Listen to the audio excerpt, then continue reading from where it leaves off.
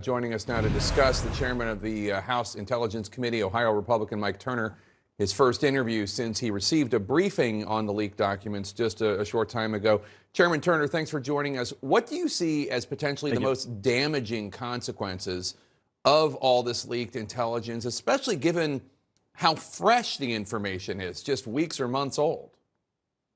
Right. Well, there's certainly concern here of the damage that could occur as Ukraine prepares for its big counteroffensive, and certainly the support that we have from NATO allies and the United States as we support Ukraine in that effort. This sort of is Russia and whoever has done this sort of taking a page out of our intelligence gathering, where we previously have made public Russian actions as to what they were going to do in the future. Now, this information coming forward can affect what we're doing with respect to aid Ukraine and their planning, their logistics, and their training. But these are static documents, and Ukraine certainly is flexible. We have the versatility, as is our NATO allies, to be able to adjust. This does come at a critical time, but we do have the ability, as they try to adjust to this, to continue the pressure on Russia on that eastern front, trying to push them back to the Russian border. You just said something I just want to get clarification. Are you saying that the Russian government was behind this leak?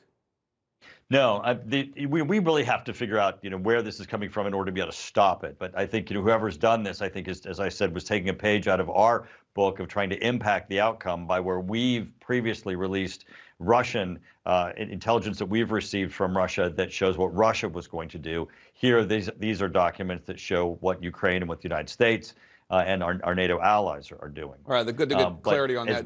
Go ahead.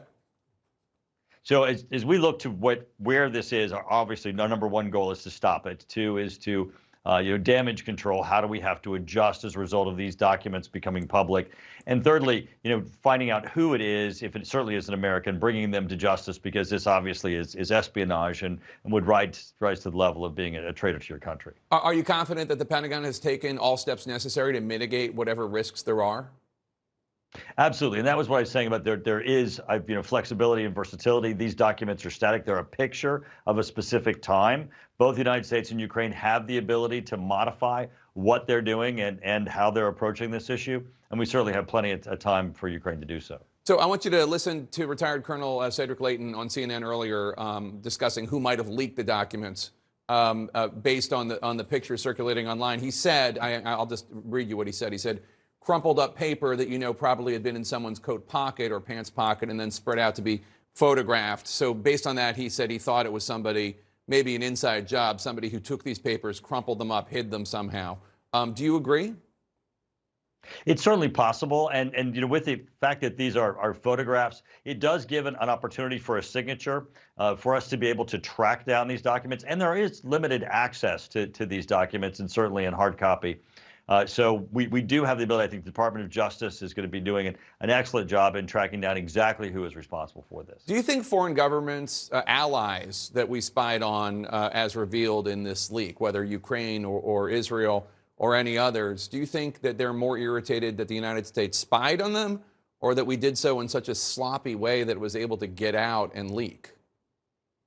Yeah, certainly. I think it's the leak aspect that everybody's concerned about it, and every government has had situations where their documents have leaked out. These are largely, to some extent, diplomatic documents where you're trying to impact the diplomatic relationship to encourage people to do something else, perhaps even in this instance in the support of Ukraine. So that narrative, that commentary, is certainly something you don't want out in the public. But I mean, it seems really, really concerning that potentially there is somebody within some sort of small circle in the intelligence world who may have committed espionage here on behalf of the Russians.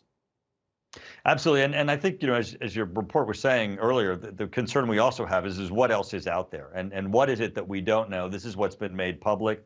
What do we don't know that may have been transmitted or provided in some way about this subject matter, or what other items are there? That's why we're working diligently to try to find out what the source of this is. We can stop the leak itself, and also at the same time try to mitigate the damage so that Ukraine can be successful in its defense against this Russian aggression.